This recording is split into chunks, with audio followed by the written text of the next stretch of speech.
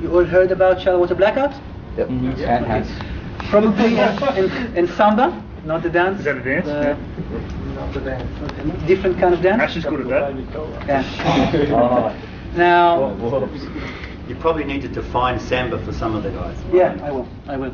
Australian Samba. Australian Samba, yeah. Basically, when you go free diving, it doesn't have to be spearfishing. It can be free diving. It can be static apnea, meaning holding your breath in the pool or in the bathtub.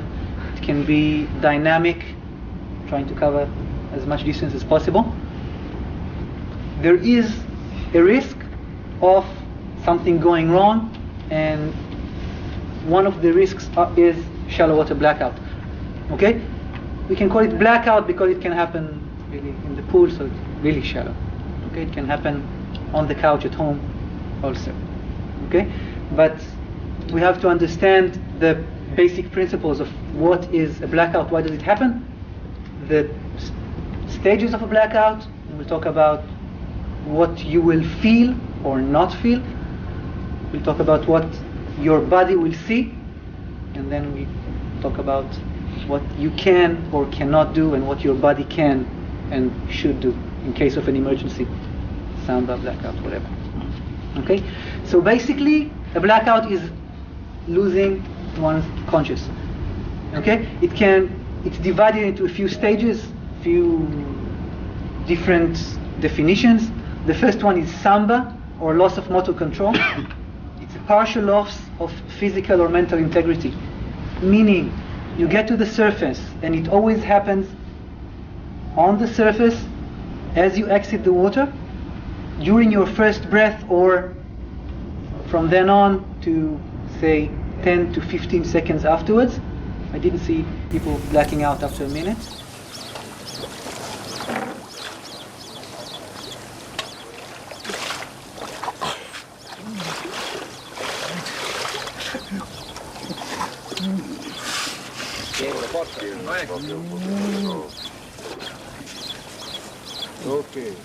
Okay. But the Samba is straight after the dive. You reach the surface, you start breathing, and something happens. What happens is that you don't have enough oxygen in your brain. It can happen from numerous reasons. We'll talk about them soon. Okay? But you just lose control of your organs. It can be, I'm here, I'm totally here, I can look at judge and say, okay, I'm okay, but my muscles are doing this. Okay, this is a Samba, that's why it's called Samba. Okay? You didn't think about it before. Samba is this. It can be this, look at my eyes. This was a Samba. A millisecond. It can be trying to breathe and not being totally able to do it, or trying to take your facial equipment off and like this. People that take off their mask and then experience a Samba, and then like after it's finished, okay, I will remove my mask. Okay, it's here. So you're not totally there. And when you're not totally there, if you're on the couch or on the chair and you lose this focus, nothing happens. But if you're in the water and you lose your focus for a second and your face is here and then it's here, then the next breath is going to be swallowing water, and this is not good.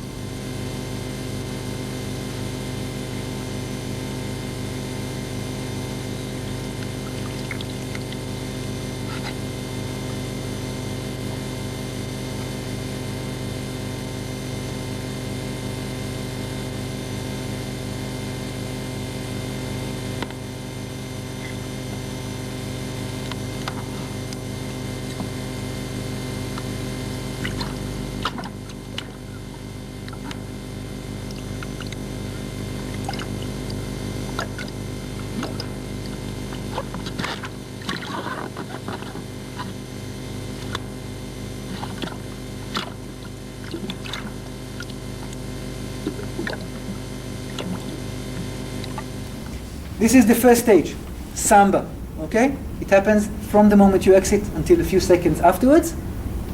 Okay? It disappears by itself. Most freedivers, most people can deal with it by themselves. Okay? In 95% of the cases, you're able to deal with it by yourself. In the last 5%, you're not, and for those 5%, it's not good. It's a lose-lose situation. Okay? So you have to think about it every time you go diving, and we'll talk about what's going to happen if you don't think about it. Second stage is a blackout. A blackout occurs from the moment you surface or even under the water. It can happen at 10 meters, 5 meters. It involves lack of oxygen due to rapid changes in pressure. Okay, it happens in the last few meters because the pressure changes most rapidly there. Okay, we won't go into the physiology and stuff. It's for a different time. But the difference, the main difference between a samba and a blackout is that a blackout is a total loss of physical or mental integrity. That means that the diver cannot do anything by himself. Okay? It's like a rag doll. You just lose your conscious and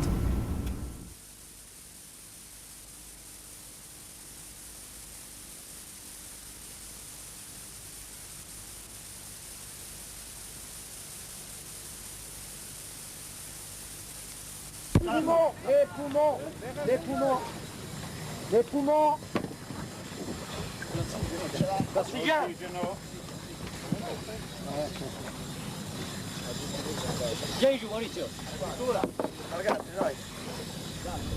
the next breath that you're going to take, and you will probably take a breath after a few seconds because it's like a reset. Okay? It's going to be a mouthful of water. You cannot hold yourself above the water. So if you look at the samba as just a reset of the system, then a blackout is just you turn off the power and until the next time someone connects you.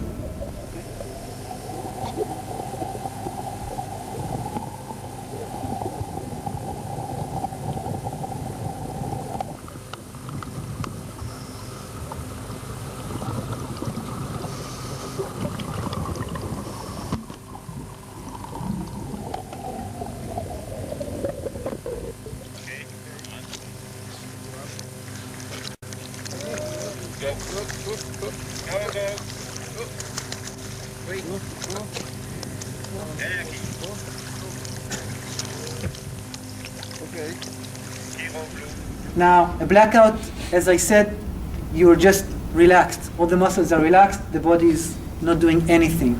If it happens at depth, say 5 meters, and you're spearfishing, and you have lots of weights on you because you want to be negative at 5 meters or 7 meters, I don't know. Yeah, about 5. Where you fish, then if at 5 or 6 meters you relax your muscles, it means that you relax this muscle also, and then you exhale. When you exhale, you become negatively buoyant. You start sinking. The pressure increases because you sink. Water enters the lungs. You drown. Not a good way to die. Okay? You have to have someone with you in order to cope and to deal with it. Okay?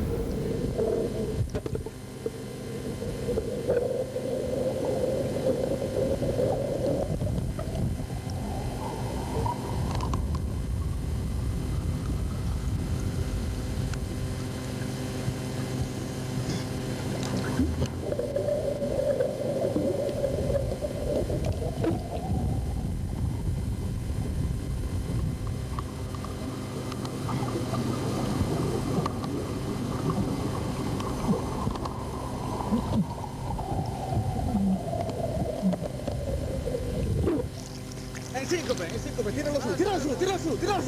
tíralo su. Doctor. Basket.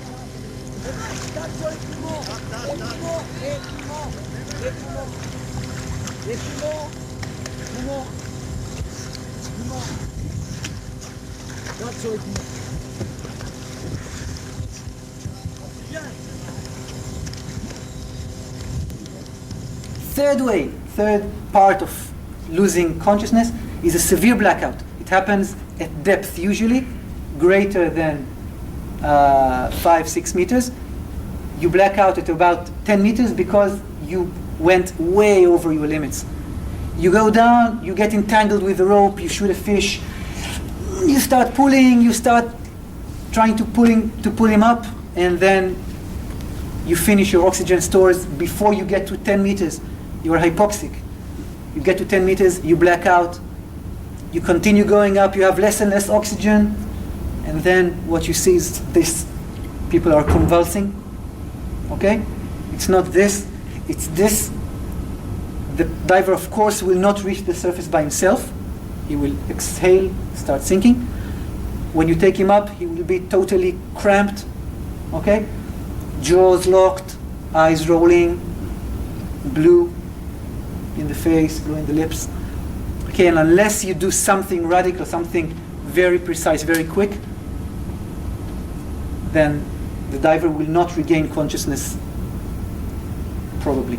Okay? In the first 2 stages, he will regain consciousness after a few seconds. Okay? So this is the first thing you have to remember. Usually, a blackout ends by itself after a few seconds, as long as the diver has his face above the water. Okay? You have to let air touch his face. Okay? Mm-hmm. So let's look at the symptoms and how we deal with them. What you feel under the water. Depending on your dive, depending on the length of the dive, you might feel different things, different sensations. I heard today, I won't say who, comes out of the water after a dive and he said, like, I finish the dive, I start breathing, I feel good, I feel euphoric. Okay? I define it as I see a train passing in front of my eyes, like this white thing. Suddenly, like, whoa. It's very nice. It was a very good dive, but it's not really a good dive, because this is the stage where you're on the edge of something. It's not nice. Okay? Blackouts usually occur above the water. Sambas usually happen because you breathe improperly. Okay? You exit the water, and what's your first instinct?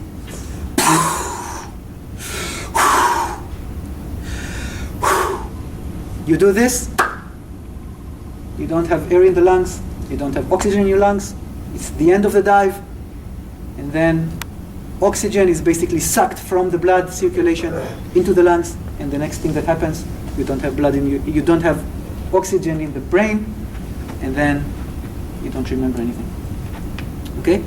So you reach the surface, you breathe in correctly, and then you feel this sensation. It can happen even before, if you did a dive which exceeded your limits or was close to your limits. You might feel burn here, which is not bad, by the way. It's lactic acid buildup. It means that your body worked during the dive. Okay? You might feel, I heard people saying, I kept seeing a certain picture that I saw on the bottom. This is what happened to me. Once in my life I had a Samba. This was during an experiment we did in order to check whether a certain kind of warm-up induces a Samba. It did. You passed that one. Yeah. Well, I went diving with a friend and we did some warm-ups and a dive which was supposed to be a very easy dive, and then he did a Samba. And I said,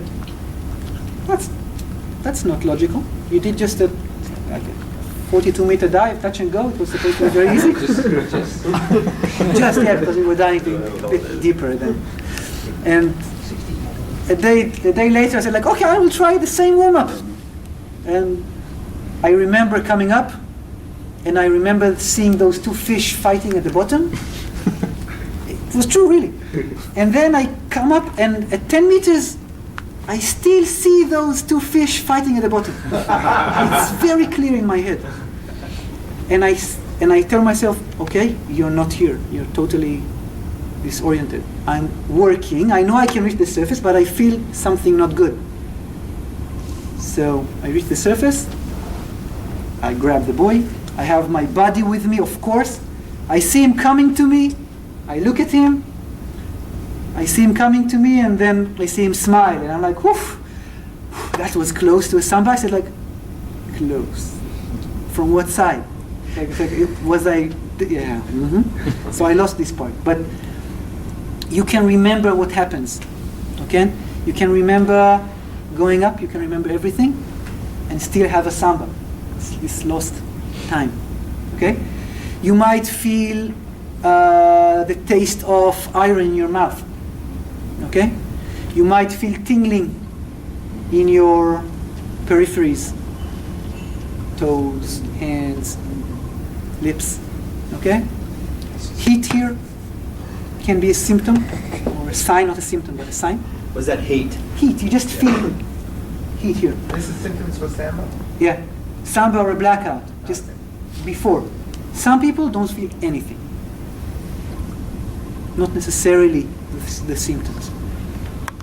Okay? Above the water, what the body will see is either this, twitching, or uncontrollable movements, or shaking, or problems to breathe,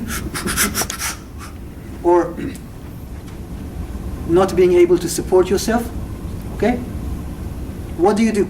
As a free diver, experiencing these problems, you have to think about two things. One, are you alone? And if you are not alone, if you are alone, what you do, and if you're not, it's a bit easier. If you are alone, you shouldn't be alone. Okay, anyway, to begin with, you're not diving alone.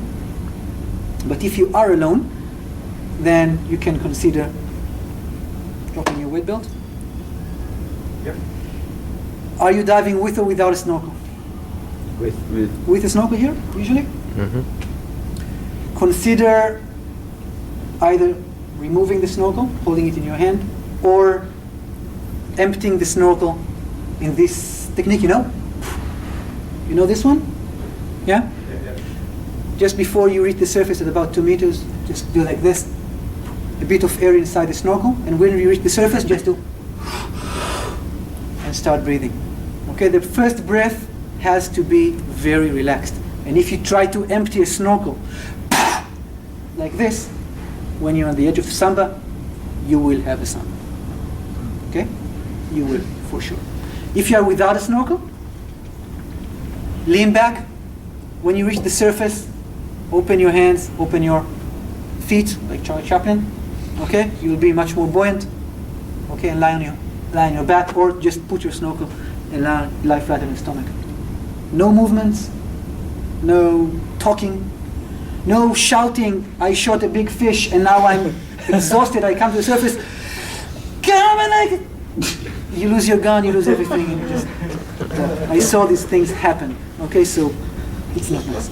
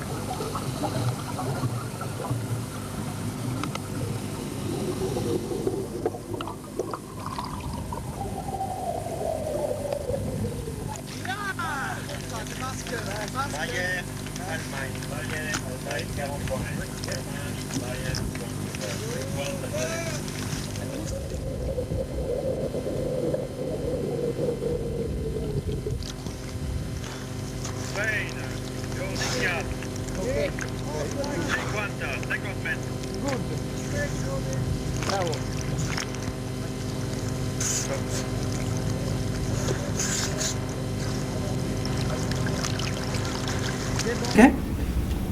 No shouting, no calling. Take a few seconds, a few breaths, good breaths, to regain consciousness and control before you start doing other things. Okay? If you have a body, and he's with you, and he sees these things happen, what do you do as a body? As I said, the first thing you have to understand is that usually, or 99% of the cases, a samba ends after a few seconds by itself. You don't have to punch no one unless you're really angry at him. Okay? You don't have to pour water on him. Nothing. Hold him above the surface. If it's a samba, it happens above the surface. Hold him above the surface. wait for a second, 2 seconds. If he doesn't regain consciousness, remove his mask. Do not throw it, because after 5 seconds he will ask for it. Okay? So put it on your hand. He will punch you. He will punch you in 4 minutes. Okay? Put it on your hand. Okay? And then keep holding it. Next step, if he doesn't regain consciousness, talk to him. Do not shout. Do not scream, because he's this close to being conscious. And if he will hear, "Wake up!" he will just fall back. Okay? He's close. He can hear you, and he will respond to what you say, even though he's not conscious totally. And if you tell him breathe slowly, he will breathe slowly. And if you tell him breathe through your nose, which is sometimes easier than through the mouth after you lost consciousness, he will do that. Okay? But most of the cases, you won't even have to. He will regain consciousness and he will not remember a thing. If he lost consciousness totally, a blackout, shallow water blackout, same thing applies. First of all, if you're alone, pardon my French, you're fucked. Okay? Because you cannot assist yourself if you lose consciousness under the water, unless you drop your weight belt, and then you can hope to float like this instead of like this. If you have a body, you notice, the first thing you will notice is someone stop kicking. And many free divers, including me, stop kicking on the way up. You just glide on the way up on the last few meters. Yeah, but if someone stops gliding at 10 meters, and you see it's not like, okay, I stopped gliding, but it's like, I want to bring a movie, but I don't have it. Next time, you'll have it. Someone, you can notice it easily. Just stops moving. Grab him as fast as possible.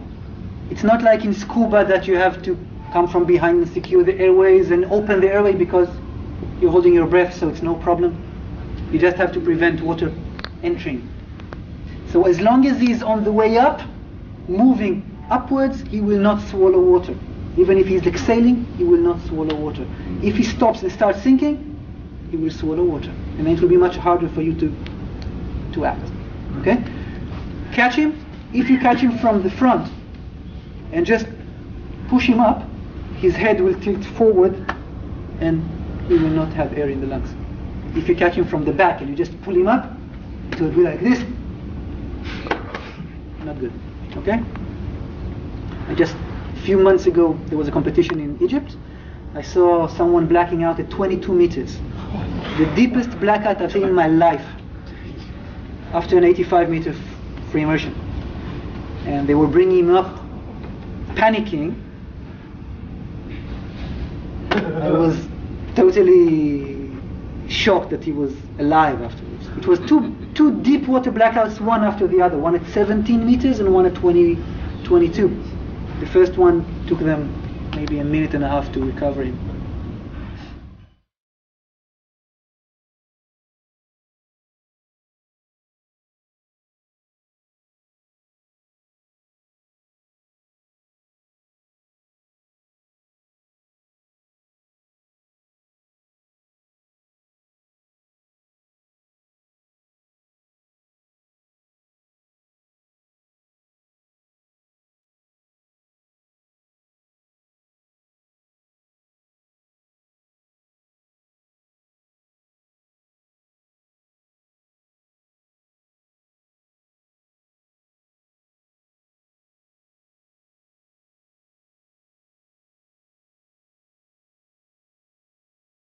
Okay, you reach the surface, you float the person, remove the facial equipment, the mask in this case probably for you, put it on your hand. If you have to remove the weight belt, remove the weight belt.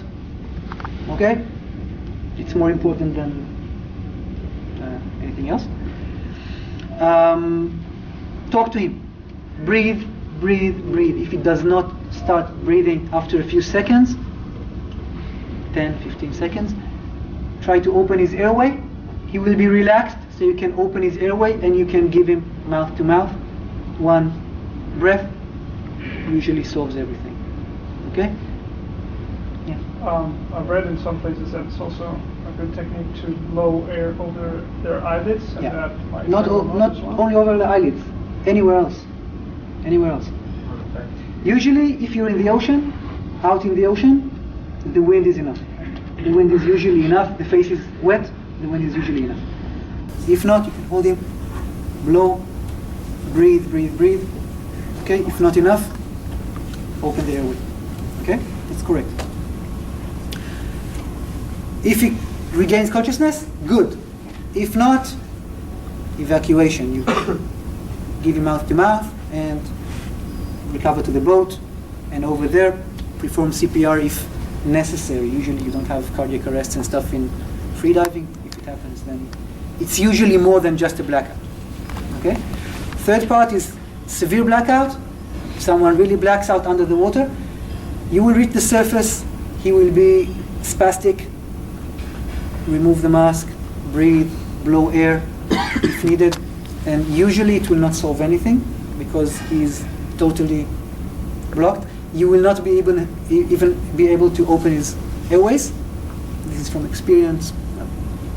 I was struggling with someone for a good few seconds, and the only way to do it is, instead of mouth to mouth, it's mouth to nose. Okay. If you are more than two people, then one is supporting, one is performing the mouth to mouth. Okay.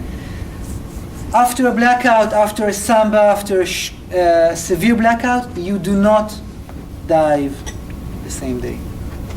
Yep. The day is finished, even if it was your first warm-up dive. Okay?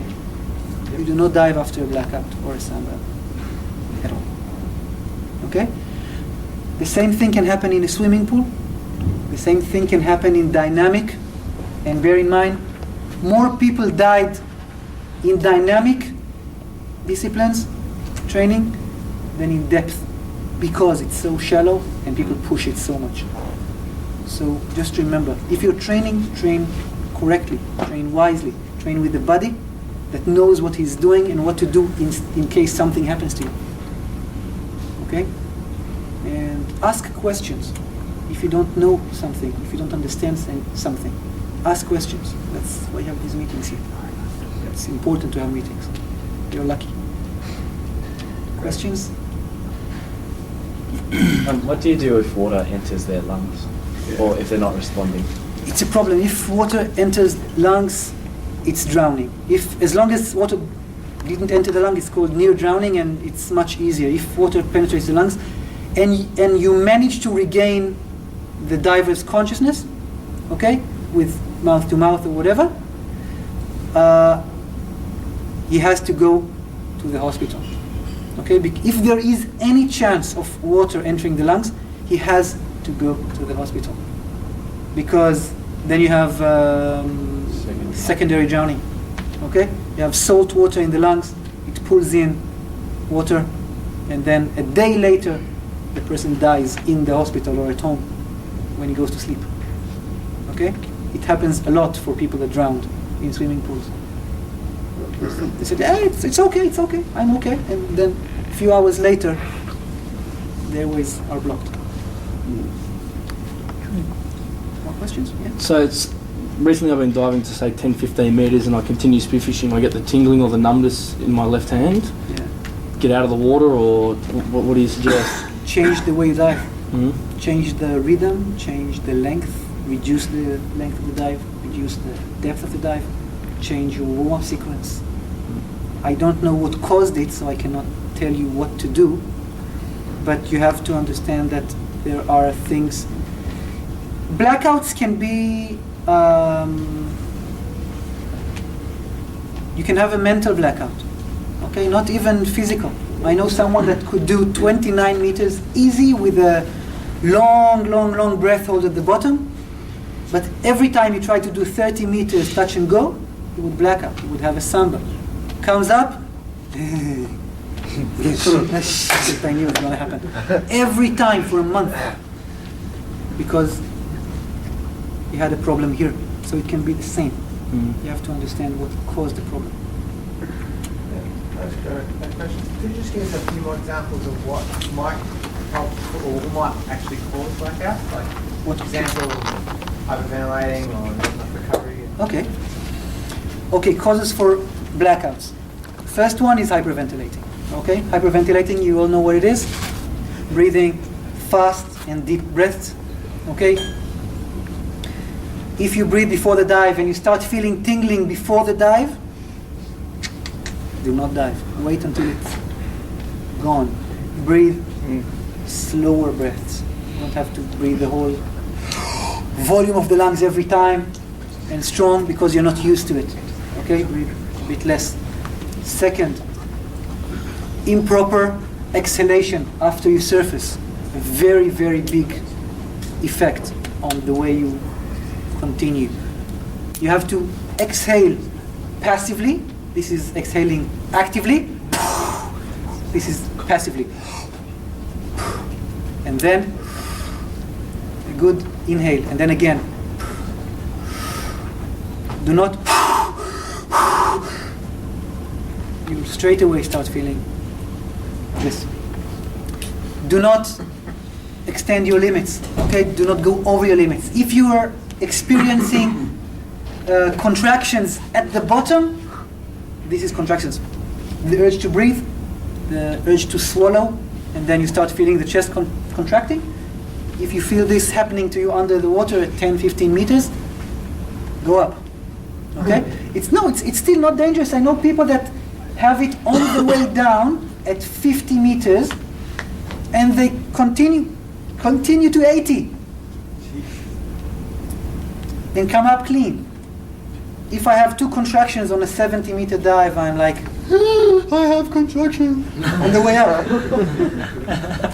It's different from person to person, diver to diver. Okay, but usually, as a rule for yourself, as spear fishermen, you don't want to go into contractions.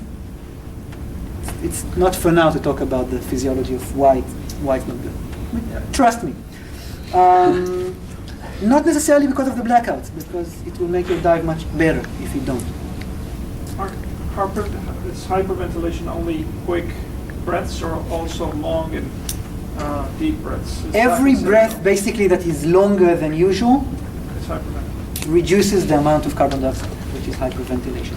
But you can do it, okay, as long if it's slow enough and you don't start feeling these things. Don't push it to like, this is okay, so I will do it faster and see if this is okay. Yeah, I'll do it a bit faster. And then, no, this is not good, so I'll go back a bit.